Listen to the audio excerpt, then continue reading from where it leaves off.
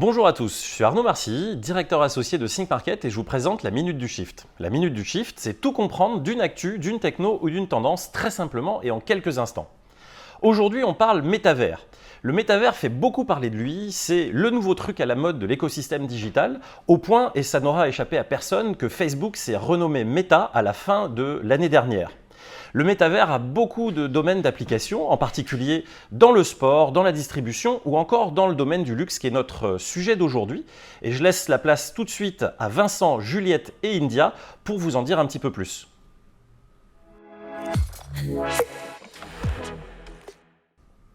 Le métavers est issu du Web 3. Le Web 3, dit Web décentralisé, est la dernière itération du Web.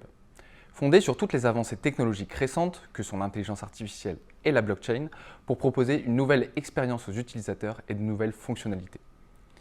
Le principal objectif du Web 3 est de venir corriger les écueils des Web précédents, notamment du Web 2, en redonnant davantage de liberté aux internautes et en leur permettant de se réapproprier leurs données. La notion de décentralisation de la donnée est au cœur du Web 3. Cette dernière n'est plus conservée au sein d'un serveur unique, mais est éparpillée au sein d'une multitude de serveurs qui se la partagent. La décentralisation initie alors une véritable révolution numérique en faveur des utilisateurs qui s'articule autour de trois concepts. Premièrement, la désintermédiation qui fait des internautes des tiers de confiance qui valident la véracité d'une opération ou d'une information en lieu et place des acteurs traditionnels habituels. Deuxièmement, la liberté de la donnée qui est présente à la main des internautes et qui font le choix de la partager, de la monétiser ou de la conserver. Enfin, la notion de web partagé permet aux utilisateurs d'être rémunérés pour leur contribution à l'Internet.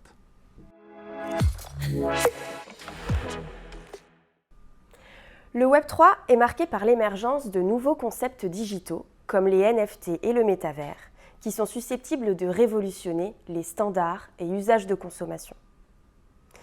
Si le métavers peut faire référence à un univers virtuel en particulier, comme un jeu vidéo par exemple, une plateforme, le métavers, au sens large, désigne l'ensemble des mondes virtuels 3D, interactifs, immersifs et connectés au monde réel, dans lesquels les utilisateurs vont vivre des expériences à travers leur avatar.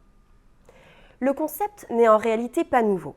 Issu du gaming, le métavers faisait au départ référence à des jeux interactifs en réseau comme Second Life, auxquels ont ensuite été ajoutées des microtransactions permettant l'achat de contenus additionnels. C'est grâce à l'émergence de deux types de technologies que le métavers a basculé dans une nouvelle dimension. En premier lieu, les technologies 3D de type AR/VR qui rendent l'expérience particulièrement immersive et gomment ainsi la frontière entre le réel et le virtuel. En deuxième lieu, la technologie blockchain qui émet les crypto-monnaies et les NFT. Cela introduit dans le monde virtuel la notion de propriété et rend possible les échanges marchands entre utilisateurs. C'est ainsi qu'émerge une réelle économie virtuelle, faisant du métavers un marché particulièrement attractif, dynamique et prometteur.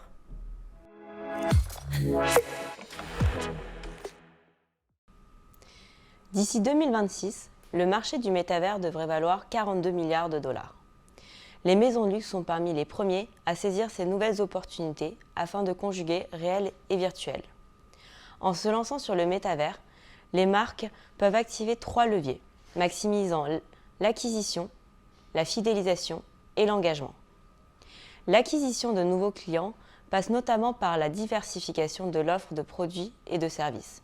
En effet, en développant une offre virtuelle, les marques créent de la brand awareness, touchent une nouvelle cible plus jeune et connectée, et renforcent la désirabilité et l'exclusivité de l'offre physique.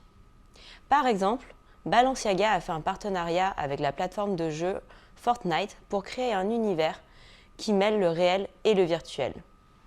Plusieurs créations virtuelles de la marque ont été mises en vente sur la plateforme et parallèlement, des produits physiques co-brandés Fortnite et Balenciaga ont été commercialisés en série limitée. Quant à la fidélisation des clients, elle est permise par l'optimisation de la connaissance client et du CRM, notamment à travers la personnalisation et le marketing relationnel. Enfin, l'engagement des clients et leur transformation en de véritables partenaires de la marque s'appuient sur une communauté forte. En conclusion, pour réussir leur entrée sur le métavers, il s'agira avant tout pour les marques de définir une proposition de valeur différenciante dans le virtuel, de mettre en place une stratégie omnicanale efficace et de construire un écosystème prospère, notamment en choisissant judicieusement la plateforme métavers sur laquelle elles souhaitent être positionnées.